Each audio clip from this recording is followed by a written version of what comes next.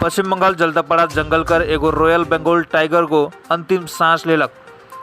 Royal Bengal tiger कर पास सबसे लंबा जीवन काल तक रह कर वर्ल्ड रिकॉर्ड बनाई कर लागिन मात्र 40 दिन शेष बाइच रहे, तबे उकर नाम Guinness book of world record में शामिल करल जाता।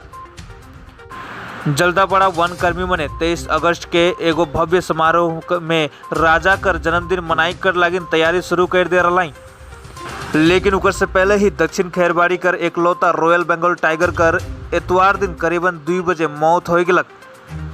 जल्दापाड़ा कर रिहेबिलिटेशन सेंटर में उकर निधन होलक। मृत्यु कर समय उकर उम्र लगभग 26 वर्ष रहे। वन विभाग का डॉक्टर उत्पल शर्मा को कहला कि राजा को बुढ़ापा के कारण से कई दिन से खाना बंद कर दे रहे। आज जल्दापाड़ा राष्ट्रीय उद्यान का वन अधिकारी दीपक एम, अलीपुरद्वार जिला शासक सुरेंद्र कुमार मीना समेत और भी वन कर्मी मने पुष्पांजलि अर्पित करके बाघ कर पार्थिव शरीर के श्रद्धांजलि दिलाई।